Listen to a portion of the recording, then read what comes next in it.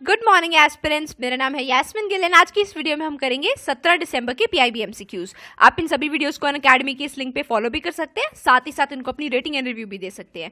और वो आपने कैसे करनी है, अनअकैडमी की वेबसाइट पे जाके पीआईबी जब दिसंबर सर्च करेंगे तब साथ ही साथ आपके पास एमसीक्यू कोर्स भी ओपन हो जाएगा। उस पर क्लिक करके रिव्यूज में जाके आप अपना रिव्यू सेक्शन में राइट रिव्यू और स्टार रेटिंग दे सकते हैं।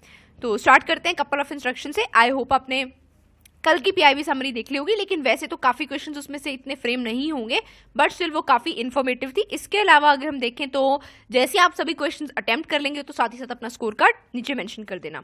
तो फर्स्ट क्वेश्चन, इनमें से क्या चीजें ठीक है? ए, पंडित दीनदयाल उपाध्याय ने फिलॉसफी दी इंटेग्रल ह्यूमैनिज्म की। बी, इकोनॉमिस्ट के तौर पे वो हमेशा सेंट्रलाइज्ड प्लान्स के हक में थे।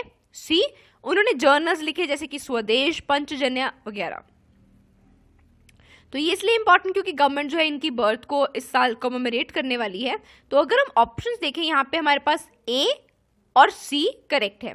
अगर हम बी देखें, वो बिल्कुल भी सेंट्रलाइज प्लान के हक में नहीं थी। इनफैक्ट यहाँ पे उनकी अप्रोच थोड़ी गांधी जी वाली अप्रोच थी कि हमने डिसेंट्रलाइज डेवलपमेंट करनी है। तो इसलिए ए और सी करेक्ट। बाकी जो उनकी इंटेग्रल ह्यूमैनिज्म की फिलॉसफी है उसको हम एकात्मा भी कहते हैं, जिसके बारे में आप यहाँ से पढ़ सकते हैं। नेक्स्ट, इनमें से क्या चीजें करेक्ट है? ए, जहांगीर ने अपने टाइम पे एक अलग से कंप्लीट डिपार्टमेंट बना दिया पेंटिंग्स के लिए। बी, उस्ताद मंसूर एक बहुत पॉपुलर पेंटर थे अकबर के रेन के टाइम। सी, शाहजहां अपनी पेंटिंग्स में यूरोपियन इन्फ्लुएंस से इंस्पायर्ड थे। तो ऑप्शन देखें, क्योंकि अब आज के क्वेश्चंस काफी स्टैटिक होंगे क्योंकि पीआईबी में कल इतनी अपडेट्स नहीं थी सैटरडे होने की वजह से।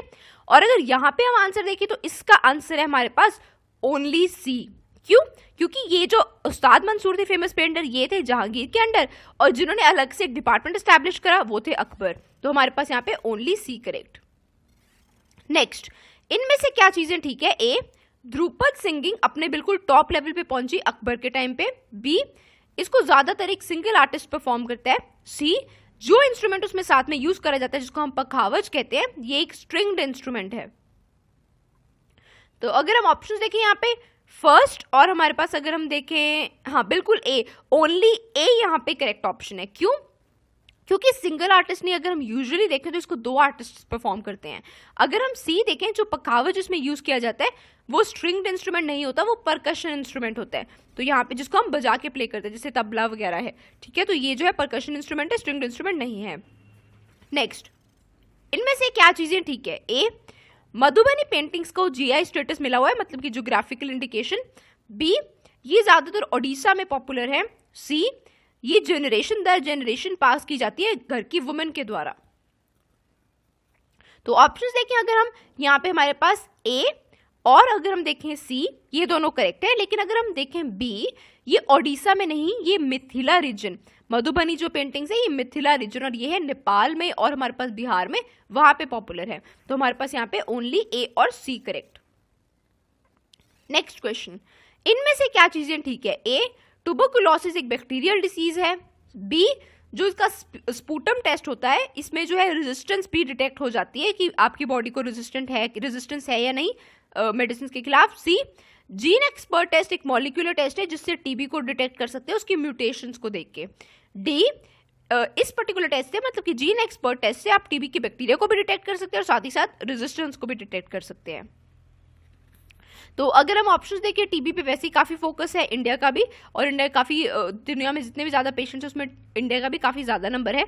तो अगर हम फर्स्ट ऑप्शन देखें बिल्कुल करेक्ट। आपने नीचे कमेंट सेक्शन में बताना है कि कौन सा बैक्टीरिया है जिससे ट्यूबरकुलोसिस कॉज होता है। अगर हम बी देखें, जो स्पूटम टेस्ट है इसका, उससे कभी भी रेजिस्टेंस नहीं डिटेक्ट होती, उससे सिर्फ इतना पता चलता है कि टीबी का बैक्टीरिया जो है वो है या नहीं, रेजिस्टेंट है या नहीं वो नहीं पता चलेगा। तो बी हमारे पास गलत। अगर हम सी देखें, जीन एक्सपर्ट टेस्ट, बिल्कुल जीन एक्सपर्ट टेस्ट से जो है हम टीबी के बैक्टीरिया को डिटेक्ट कर सकते हैं। और ये कैसे डिटेक्ट करते हैं? म्यूटेशंस के थ्रू। देखो म्यूटेशंस क्या होता है, कुछ टाइम के साथ साथ अपने आप को बदलते रहना ताकि आप जो है सर्वाइव कर सको। इस फिनोमिनन को हम म्यूटेशंस कहते हैं, जिसमें आपके जेनेटिक मटेरियल में चेंजेस आते रहते हैं। तो जीन एक्सपर्ट टेस्ट क्या करता है, जो आपका टीबी का बैक्टीरिया है उसको तो देखेगा ही देखेगा, और साथ ही साथ वो बैक्टीरिया कितना अपने आप को इवॉल्व कर चुका है, कितना अपने आप को चेंज कर चुका है, उस चीज को भी देखेगा। इस चेंज से ये चीज पता लगेगी कि अगर वो बहुत ज्यादा बार चेंज हो चुका है इसका मतलब कि वो रेजिस्टेंट हो चुका है। अब अगर आप मेडिसिन भी लोगे तो वो शायद बच जाए, बैक्टीरिया बच जाए, क्योंकि वो अपने आप को काफी हद तक मॉडिफाई कर चुका है मेडिसिन के इफेक्ट के खिलाफ। तो इसीलिए जो जीन एक्सपर्ट टेस्ट है ये ना सिर्फ टीबी के बैक्टीरिया को डिटेक्ट करता है, बट साथ ही साथ बॉडी की रेजिस्टेंस को भी डिटेक्ट करता है। तो हमारे पास यहाँ पे बी को छोड़ के, क्योंकि स्पूटम जो है वो डिटेक्ट नहीं कर सकता रेजिस्टेंस, वो महज बैक्टीरिया को डिटेक्ट कर सकता है, तो बी को छोड़ के बाकी तीनों के तीनों करेक्ट। नेक्स्ट, इनमें से क्या चीज ध्रुपद के बारे में ठीक है? ए, ध्रुपद ओरिजिनेट हुआ राजपूताना किंगडम्स में मुगल पीरियड के दौरान। बी, ये प्राइमरीली एक डिवोशनल म्यूजिक है। सी, ध्रुपद मैप ज्यादातर संस्कृत के सिलेबल्स यूज करते हैं अपने मंत्र में। तो अगर हम ऑप्शन देखें, ये यूपीएससी में आया हुआ क्वेश्चन है, तो इसका आंसर है हमारे पास सिर्फ बी और सी करेक्ट। अब अगर हम ए देखें कि ध्रुपद का ओरिजिन जो है राजपूताना किंगडम में हुआ मुगल के टाइम, तो ये चीज गलत है। अब इसके ओरिजिन के लिए मैंने गूगल सर्च करा जब, तो आई कुड ओनली फाइंड कि इसका ओरिजिन जो है शायद वैदिक टाइम्स पे ट्रेस्ड है, बट ये किसी जो हमारी स्टैंडर्ड टेक्स्ट बुक्स हैं उन पे कहीं ये चीज मेरे को नहीं मिली कि इसका ओरिजिन कहाँ पे है। तो इन केस अगर आपको पता है इसके बारे में तो आप नीचे कमेंट सेक्शन में इसको मेंशन कर सकते हैं, बट ज्यादातर जो है हर जगह पे इसका सोर्स, इसका ओरिजिन जो है वैदिक टाइम्स का लिखा हुआ है। तो राजपूताना किंगडम मुगल के टाइम पे इसका ओरिजिन नहीं हुआ, तो यहाँ पे बी और सी करेक्ट। नेक्स्ट, इनमें से क्या चीजें ठीक है? ए, सी, वीड्स जो हैं वो माइक्रोस्कोपिक एल्गी हैं। बी, इनको ज्यादातर गॉइटर की ट्रीटमेंट के लिए यूज किया जाता है। सी, ये पानी में अगर पोल्यूशन बढ़ जाए तो ये उसको इंडिकेट कर देते हैं कि हाँ पोल्यूशन बढ़ गया है। डी, ये ज्यादातर गहरे पानी, डीप पानी में पाए जाते हैं।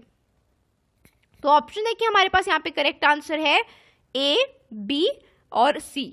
ये इंडिकेटर्स ऑफ पोल्यूशन है, क्यों? क्योंकि ये ज्यादातर हैवी मेटल्स जो होते हैं उनको डिटेक्ट करते हैं। हैवी मेटल्स के साथ ये स्टिक हो जाते हैं और तभी हमको इनको देख के पता चल जाता है कि हैवी वाटर पोल्यूशन है वाटर में, हैवी मेटल पोल्यूशन है वाटर में। अगर हम डी देखें, डीप वाटर्स नहीं, बिल्कुल नहीं, इनको सनशाइन प्रॉपर चाहिए होती है, इसलिए ये डीप नहीं शैलो वाटर्स में उगते हैं, इसलिए हमारे पास यहाँ पे ए, बी, सी करेक्ट। नेक्स्ट, इनमें से कौन सा एनिमल या कौन सी स्पीशीज जो है वो साइलेंट एक्सटिंक्शन फेस कर रही है? Polar bears, dugongs, giraffes, vultures, honey bees. तो अगर आप काफी पहले अभी आजकल जो अखबार चल रहे हैं अगर आप वो पढ़ रहे हो तो आपको बिल्कुल इसका आंसर आता होगा।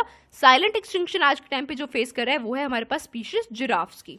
आप इसके बारे में इस लिंक पे पढ़ सकते हैं, या कोई भी रिसेंट न्यूज़पेपर में से कोई भी जिराफ्स के ऊपर आर्टिकल आया होगा वो पढ़ सकते हैं। नेक्स्ट, जिराफ एक्सटिंक्शन के बारे में इनमें से क्या चीजें ठीक है? ए, इसको वल्नरेबल कैटेगरी में डाला गया है। बी, 9 सब स्पीशीज जिराफ्स की रिकॉग्नाइज्ड है। सी, इसने पिछले 30 सालों में 40% पॉपुलेशन डिक्लाइन दिखाया है। डी, ये ज्यादातर डिक्लाइन एशिया में हुआ है। अगर हम यहाँ पे ऑप्शंस देखें तो ए बिल्कुल करेक्ट। अब ये वल्नरेबल, एक्सटिंक्ट, ये कैटेगरीज कहाँ पे मेंशन की जाती हैं और कौन ऐसी सी लिस्ट निकालता है जहाँ पे ये कैटेगरीज मेंशन की जाती है, ये आपने कमेंट सेक्शन में बताना है, बट अदरवाइज हाँ बिल्कुल ये वल्नरेबल में है। बी भी करेक्ट है और सी भी करेक्ट है। अगर हम डी देखें तो इसका ज्यादातर डिक्लाइन एशिया में नहीं अफ्रीका में हुआ है, तो हमारे पास यहाँ पे ए, बी और सी करेक्ट। नेक्स्ट, इनमें से क्या चीजें करेक्ट है? ए, जो जिराफ की पॉपुलेशन ज्यादातर स्कैटर्ड है, इधर उधर पाई जाती है, एक जगह नहीं। बी, ये स्पीशीज जो है दुनिया की सबसे टॉलेस्ट लैंड मैमल है। सी, ये ज्यादातर वेस्टर्न अफ्रीका में पाई जाती है। तो अगर हम ऑप्शंस देखें, पहला बिल्कुल करेक्ट, कुछ एक जगह पे एकजुट होके नहीं रहते, ये काफी स्कैटर्ड है, तो ए करेक्ट। अगर हम बी देखें तो भी करेक्ट। अगर सी देखें, mainly found in western Africa, ये गलत। जिराफ की पॉपुलेशन वेस्ट अफ्रीका में है लेकिन मेनली ये साउथ और ईस्ट अफ्रीका में पाई जाती है, तो हमारे पास सिर्फ ए और बी करेक्ट। तो आज के लिए इतना ही। अगर आपको इनिशिएटिव पसंद आया तो 31 दिसंबर से पहले फटाफट हमें मिशन 1000 रेटिंग्स अचीव करने में अपनी पूरी हेल्प कर दीजिएगा, और वो अपने कैसे करनी है, रेटिंग एंड रिव्यू देके। Thank you so much.